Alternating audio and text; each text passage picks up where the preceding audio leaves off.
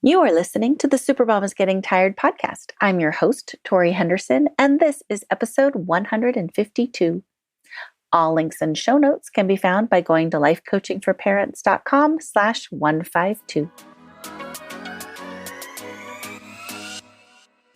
Welcome to the Supermom is Getting Tired podcast. This show is designed for moms who invest everything into parenting, but get overwhelmed, lost, and resentful. Listen and learn how to unburden yourself. Feel calm, full of energy, and in control. I'm your host, Master Certified Life Coach, teacher, and recovering supermom, Torie Henderson.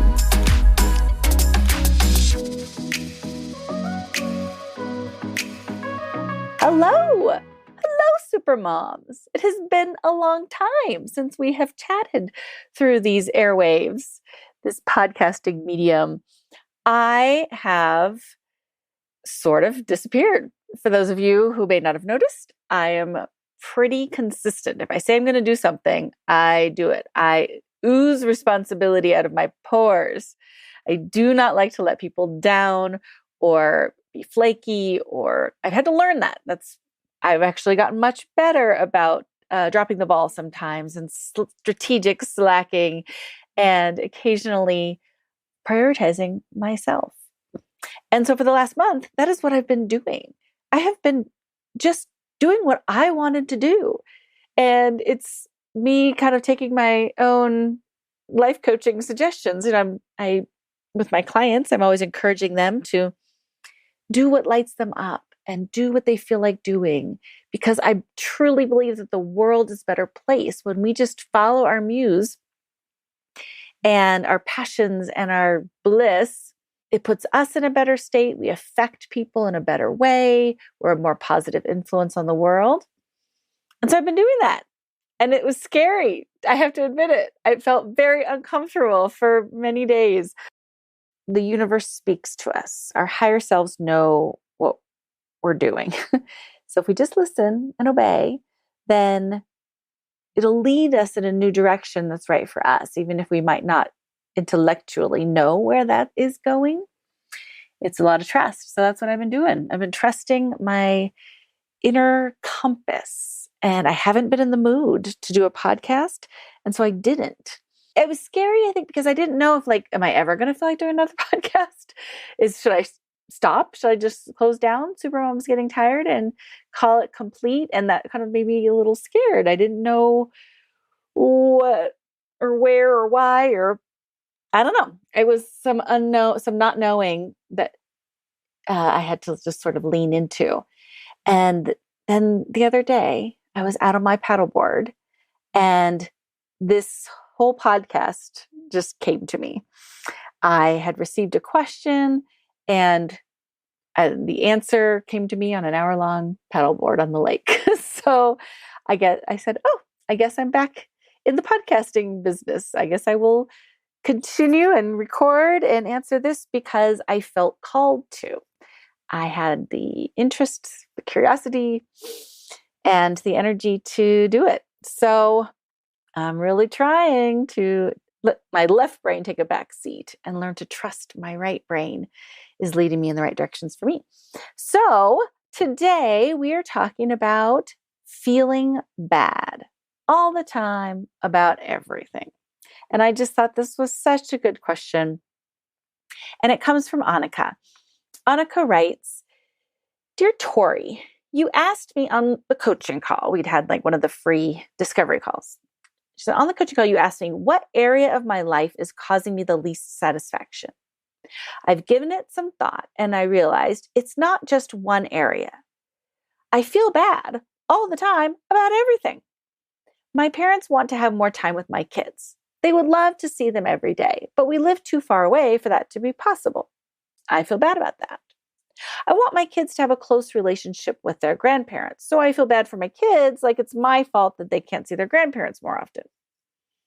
I feel bad that I didn't send my kids to sleepaway camp. I loved going to camp as a kid, but they didn't seem interested, and I couldn't find anyone else who wanted to go do it.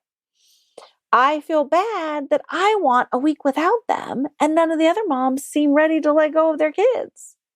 But then I also feel bad that my kids are stuck at home this summer watching too much TV.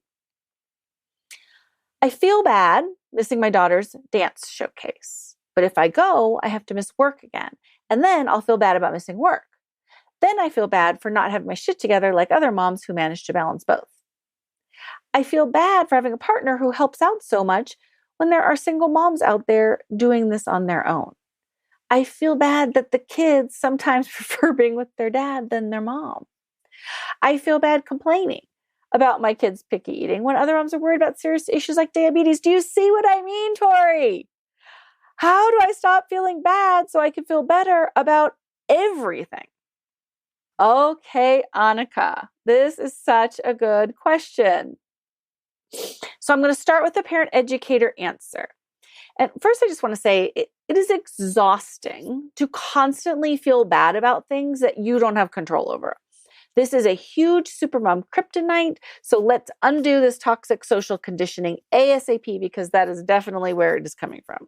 This is programming from family, culture, religion, blah, the media, you name it.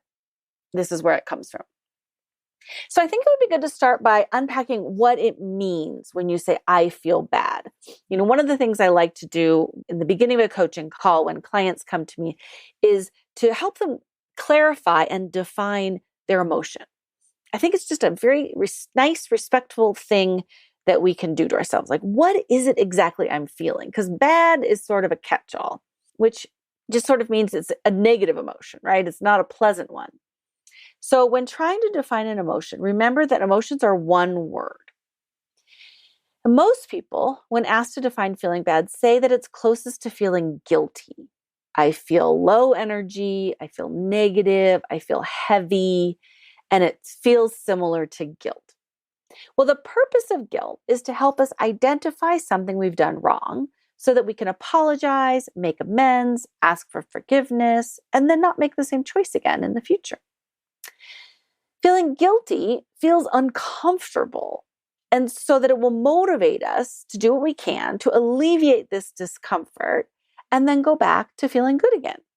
It's designed to be a temporary emotion, not a permanent state of being, right? It's there temporarily until we can ask for forgiveness, until we can right wrongs.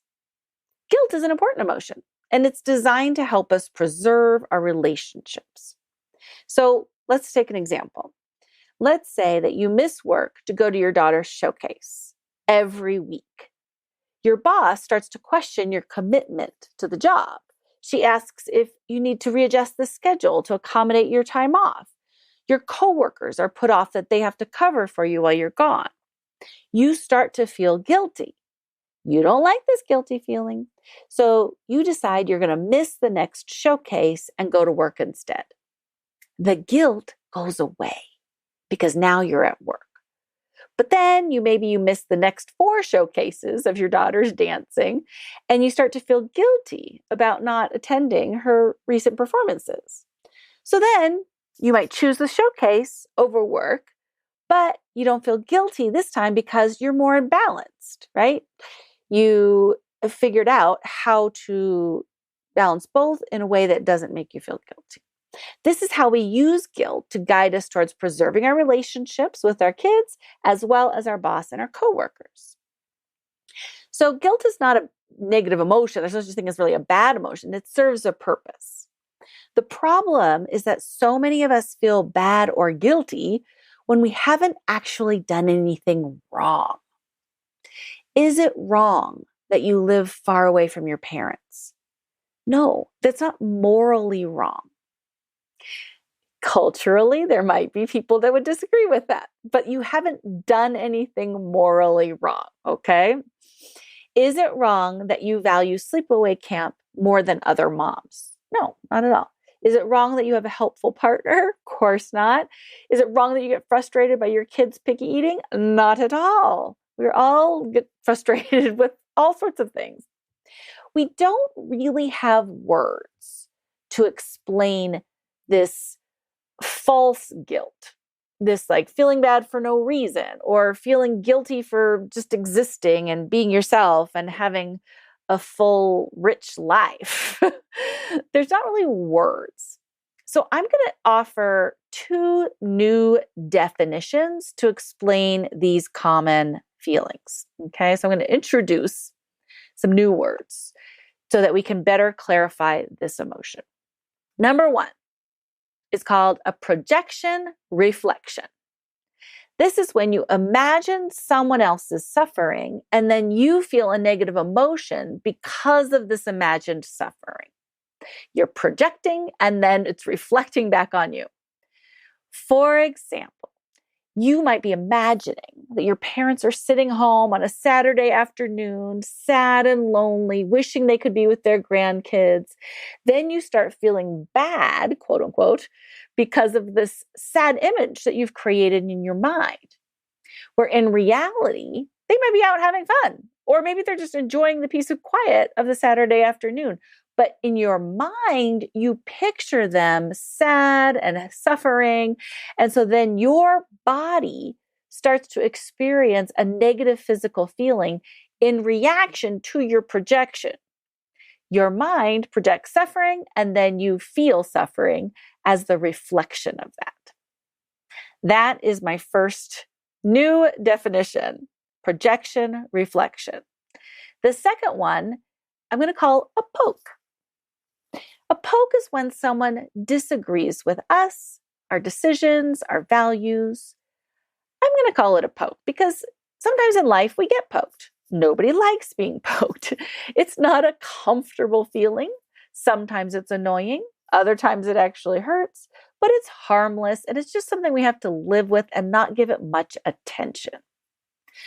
For example, you're talking on the phone with your mom and she says, "Oh, I wish I could see the kids this weekend. Why did you have to move so far away? I don't get enough time with them. I just want to give them a hug." Your first reaction might be to feel guilty, but then you examine your guilt and you realize you haven't done anything wrong. You like living a few hours away from your mother. You enjoy having some space and distance between you.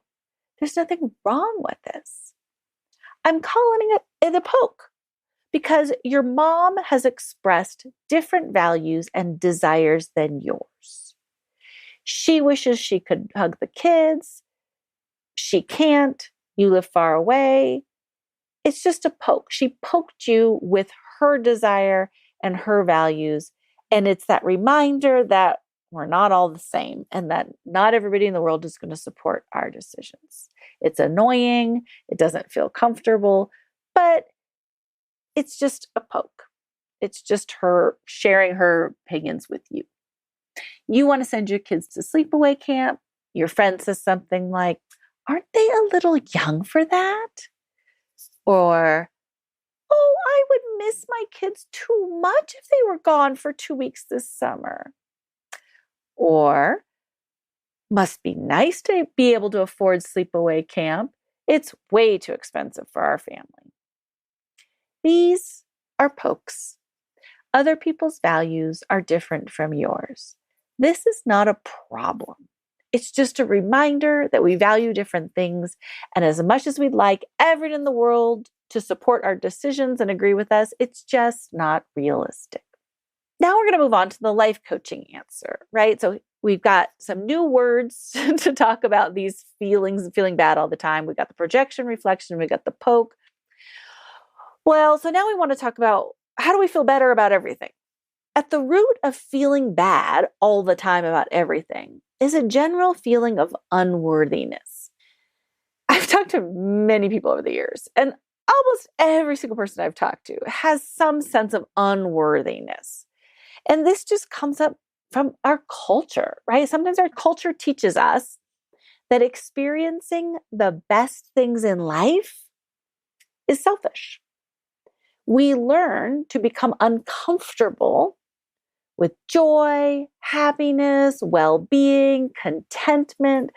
We can feel uneasy when we've got a lot of wealth, health, abundance, and love. Our brain starts worrying about, well, what if the other shoe drops and something's going to take it away from me and I don't deserve it? We just grow up, and some of us, in a culture that makes us feel bad for having everything be really good, where we start to become more comfortable with feeling bad than we do feeling joyful and blissful and loving and positive. Is this because advertisements use our insecurities to sell their products? Maybe. Feeling bad? Drink this soda pop and then you'll be happy and healthy. Is it because our friends in middle school would pull us down a notch whenever we're feeling too smart, too pretty, too talented, or too confident? I don't know. Is this from our pharmaceutical commercials on TV saying, oh no, are you feeling a negative emotion? Well, take a pill and make it go away. Like, I don't know where it comes from, but I can tell you it is pervasive. Feeling bad keeps us small and meek. When we feel bad, we don't dream big. When we're worrying about other people's reactions, it makes us scared to follow our own inner muse, to follow our own joy, our own bliss, when we're worried about what the other people are going to think. We don't go after what we want in life when we're worried about other people's values poking us and keeping us in our place. And we suffer that projection reflection. We start suffering, imagining that they're suffering makes us suffer. Feeling bad is toxic, and we need to get over it ASAP because it does not help the world. I care deeply about others. I have a big heart and I'm very empathetic. And so I thought that the way to show that I care so deeply was to feel bad. Like, this is how I grew up.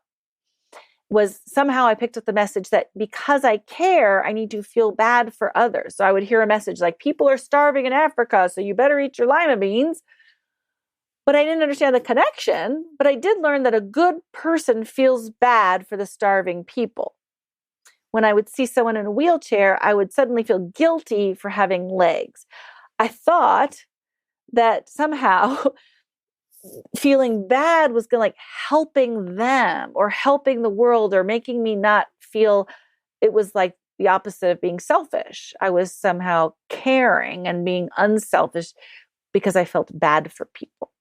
So somehow the message of like feeling grateful for my legs got turned into feeling guilty and unworthy and undeserving of the privileges that I was having and receiving. But if we wait for everyone else to be free from suffering, we're never going to be happy because there's always going to be suffering in the world. How can we celebrate the 4th of July when the war in Ukraine is still rages? How can we enjoy our independence when other people don't have it? Somebody somewhere is always going to be suffering. And so when would we ever be able to be happy and loving and appreciate our good fortune? The turning point for me was realizing that feeling bad did not encourage good, productive action. This bad emotion doesn't drive good behavior. And what the world needs is good, productive action. The world does not benefit when I feel bad for people who are suffering. When I hear about what it's like to have a child with diabetes, my heart goes out to these parents that are having to manage their child's blood sugar levels. It sounds stressful and scary. My body starts to react with a negative emotion about how just scary and unnerving it must be on a daily basis. My stomach clenches. I pull in, like curl into a ball. I tell myself that I'm bad for complaining about my own kids' picky eating. I withdraw. This does not help the world. This doesn't help moms dealing with diabetes. Feeling bad makes me pull in. Withdrawal, it doesn't help me reach out to them. This projection reflection, I'm imagining that they're suffering and then I'm suffering as a consequence. It does not motivate me to offer a helping hand. I've got no energy. I'm so too tired, feeling bad all the time. I can't help. I can't donate to charities, offer to pay for medicine because our insurance doesn't cover it. I don't make calls to our senators telling them they need to change that policy. Or it makes me feel small, unworthy, inadequate, and not good enough when I feel bad for people. And even if I do reach out to like help, I still feel like it's not enough because I'm doing it from my negative emotion. And so then let's say I donate to a charity, but negative emotions go away. And so I'm imagining they're suffering. So therefore I suffer right along with them. And so when you realize that feeling bad does not make you a good person, in fact, it robs you of the emotion and energy required to take positive action, then it's time to let it go. When feeling bad does not help you spread kindness and love and generosity throughout the world, it's time to let it go. So if we're going to let go of feeling bad, what we're going to allow in or allow room for is a sense of worthiness. Are you worthy of love, belonging, acceptance, joy, health, abundance, all good things? And for a lot of people, that feels unfamiliar or uncomfortable. So I want you to do this for me. I want you to imagine right now that you are in a hospital in the nursery. Well, maybe there's a NICU with, maybe it's an old-fashioned hospital where you've got one room with all these little bassinets lined up and all these little babies wrapped in their little pink and blue blankets. Do you think they don't do pink and blue anymore? Wrapped in all their gender neutral blankets. Okay. You've got these little green hats and these little orange blankies. And all these babies are in bassinets. And you're looking in the window at them. And some of them are asleep, and some of them are crying, and some of them have eyes open and are staring at the world. And some of them have dark skin, and some have light skin, and some of them may have some problems and they're in need of extra care. And some of them look pink and pudgy and healthy and happy. And you're looking at all these babies in these bassinets. And you're going to say, yeah, the one on the end there, in the second row, that one in the yellow blanket, yeah, that one, she's not as worthy as all the other babies. She doesn't deserve health, happiness, joy, belonging. Yeah, that one there in the second row, hasn't earned it. She's not good enough. Can you see how inappropriate it is for us humans to judge that? You can feel it feels wrong. Our worthiness, our deserving of love, joy, happiness, wealth, health, it is not up for grabs. Every baby in that nursery is worthy of everything good in life. It doesn't matter what their skin color is or what their gender is or what problems they might have, if they have a disability or they came into the world with some challenges. Everybody is worthy of the same amounts of love and peace and happiness and success. We don't have to earn it. We don't have to work for it. You could take a baby and toss it in a dumpster and completely abandon and neglect it. And that baby in the dumpster is still deserving and worthy of the same amount of love, joy, peace, belonging, happiness. So, can you let go of the idea that you are not worthy of all the good things in life? Just because you are you have blood in your body, that makes you worthy. It does not matter how much time and effort you put in and working hard. It doesn't matter if you do everything right or you do a lot of things wrong. It doesn't matter if you make mistakes. You are worthy of love and belonging and peace and happiness and health and wealth and joy and abundance. So let's put that big heart to good use. Next time you catch yourself feeling bad, I want you to ask yourself these questions. What emotion does the world need more of? Does the world need more blame and guilt? Or does it need more forgiveness and kindness? Does the world need more suffering or more happiness? Does the world need more thoughtful, empathic women playing small? Or does it need thoughtful, empathic women playing big? Does it need thoughtful, empathic women to speak louder and to demonstrate love through actions, not by feeling bad for others? So commit to your values. Believe you are worthy and deserving of all the good things, and be the change that you want to see in the world. Start to practice believing that you are worthy and get comfortable with positive emotions.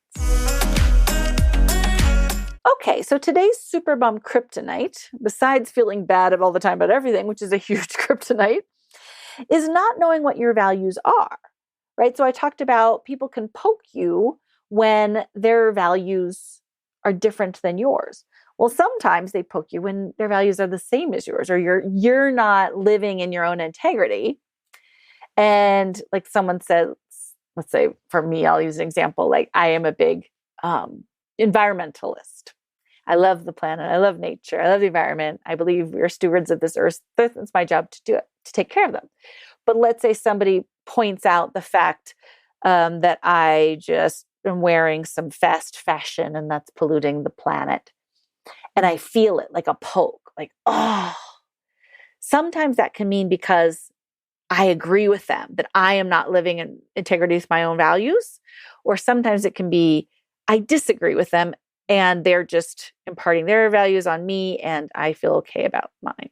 So either way, that poke can be because you're out of integrity or you just have different values. But I think knowing what your values are is super helpful. And sometimes it's clear that you value love over fear, but through the process of raising kids, sometimes our values can get murky. Should I send my kids to sleepaway camp, even though the other parents aren't? What's the right thing to do? I don't know. I don't know what my values are. I get confused. Does my introverted kid need more social activities, or is it okay for him to spend so much time at home where he's happy, right? Like, I'm not sure. I get confused. Should I push? Should I encourage? Should I arrange? Or should I just let be? So when we don't know what our values are, it can kind of spin us around inside our head, getting us really confused and draining our energy. So, for example, I'm struggling right now with my values around underage drinking. I would have been content to just do what my parents did and say, no drinking until you're 21. That's the law. Everyone agrees. Easy peasy. The problem is, since my kids have turned into adults, 18, we have traveled internationally where there's different drinking ages. So when I was in Costa Rica and someone offered my son a drink, he said yes. And I'm like, wait, what? Like, I don't have a say in the matter. Like, he's an adult. The drinking age is 18.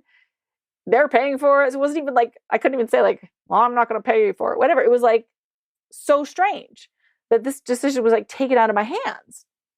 But in a way, I was like, okay, fine. It's out of my hands. I don't have to think about it. My values don't come into play here. So then when we're in Europe, I'm letting loose. I buy drinks for my kids.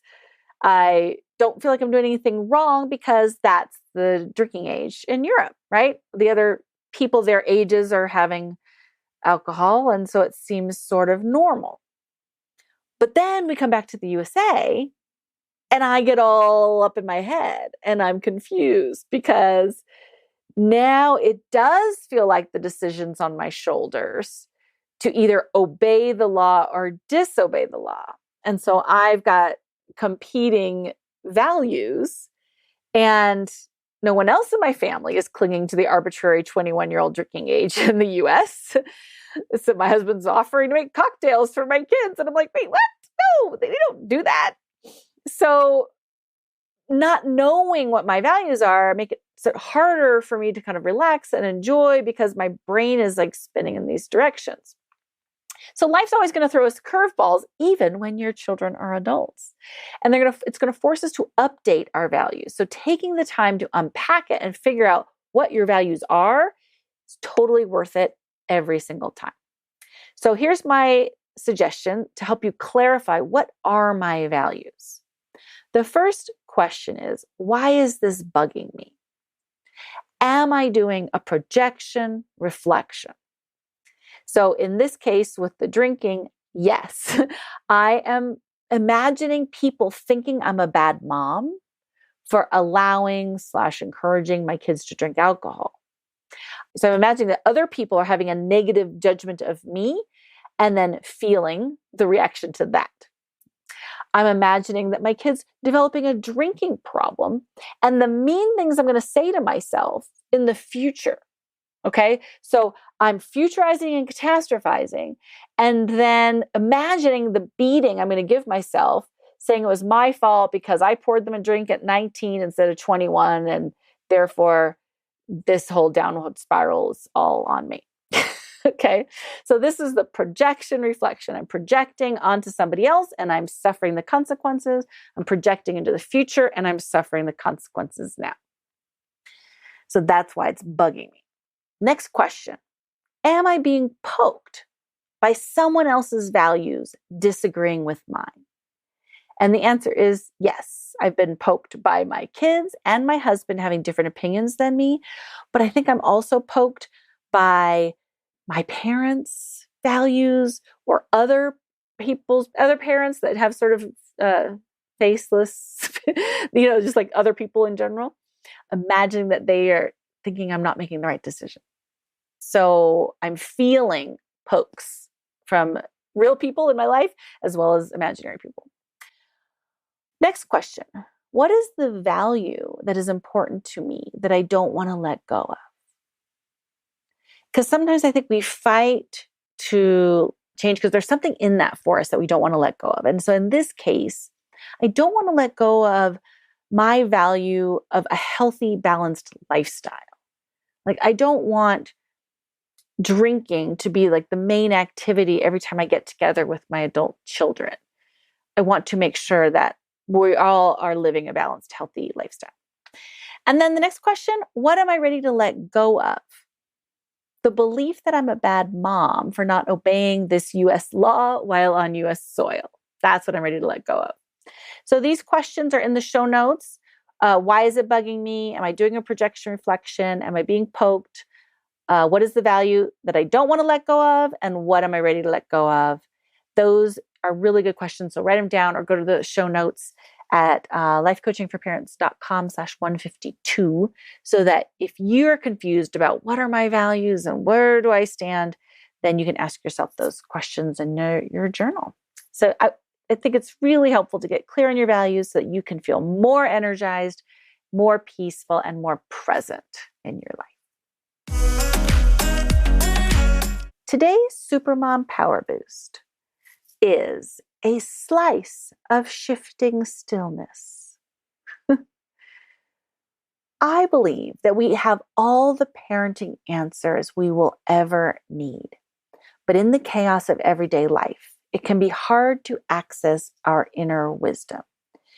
We've got other people's opinions coming at us in all directions, whether that's in our parents, our kids, the media, social media, podcasts. It's just coming at us from all directions. And sometimes it blocks us from being able to hear our own answers. So meditation is the gold standard for stillness, but it's not always easy for busy moms. Sometimes the idea of sitting still and just watching our thoughts and letting them come and go is so challenging that it's not accessible. But that's okay. You can still access your inner wisdom while moving. So I suggest asking yourself a high quality question like, what am I ready to let go of? Or what value is important to me that I don't want to let go of? Some of the ones we just mentioned. Pop a question in your brain and then let it go. Go for a hike, go for a drive, a bike ride. Some kind of repetitive movement can help you sit in the stillness and allow those answers to come from within. So if it's some kind of like repetitive movement or something where your mind can wander, it's really about the left brain going offline so that the right brain can pop online, okay? So sometimes this can be facilitated by movement. Go fly a kite, bake a cake, get a massage, doodle, walk a labyrinth. It doesn't have to be exercise. It's just a slice of shifting stillness that will distract your left brain long enough so that you can access the inner wisdom that lies on the right hemisphere of your brain. Today's quote of the day is from Orly Auslander. She wrote a book, coincidentally, called I Feel Bad, all day, every day, about everything. And it was actually turned into a TV show, like a sitcom that lasted maybe just a season or two. But she writes, given that I am both female and Jewish, feeling bad was a ubiquitous part of growing up. I was quite used to it and didn't really give it much thought. After all, I was born and raised in the United Kingdom, where we apologize incessantly for everything except raping and pillaging other countries. For a long time, I chalked it up to having Middle Eastern parents. So looking for a way to diffuse these feelings, I began keeping a tiny black I Feel Bad notebook around to jot down the times I felt bad, mostly as an experiment to see how many times a day the bad feelings arose. Thank you, cognitive behavioral therapy. I very quickly realized that the few times a day was actually all the time. No matter what I was doing, my derogatory, critical, bitchy self would start pointing out what I was doing wrong and why I was such a shitty person. The list grew longer and longer and longer. Then something interesting happened. The more I pulled out my notebook, the louder became my long dormant, sweet, and tender rational side. I started to illustrate some of the feel-bads on my list, hoping to laugh at myself. So she started to draw pictures. And the sense of relief during the 45 minutes a day of drawing became a much-needed, though brief, escape from the prison of my guilt-drenched brain. And these pictures, these illustrations, she started drawing, and all the things that she felt bad about became a book, which then became a TV show. And it's a great, I just feel like it's a great example of how life coaching works, is because once you start observing it and noticing it and writing it down, first of all, it takes it out of your brain and onto paper, and therefore gives you a little space. And then it enhances the kind part of your brain that's actually nice to you, because you have the ability to separate out from it and not believe every word that it's saying. And it sort of grows this other part of your brain that can become the observer, where then you get to choose, do I want to feel bad or do I want to feel good? So I just thought that was a really great introduction to her book called I Feel Bad. All right, super moms, I hope that you feel better after today's podcast about feeling bad. I hope that it gave you, at least if you didn't feel better, at least a sense of like companionship and solidarity in that constant guilty feelings that some of us were raised with. And I hope that you can go through into the rest of your day feeling worthy and deserving of all the most wonderful things in life, because you are, and you always have been. I will love you and leave you. Want a free life coaching session? Go to lifecoachingforparents.com and schedule yours today. And thank you so much for listening. I would love it if you would subscribe and share these podcasts with your friends. If you have a question you'd like me to answer on the air, go to lifecoachingforparents.com/recordmyquestion, and you can send me a voicemail recording or write me an email, and I'll answer it on the air. Thanks again. Have a great day.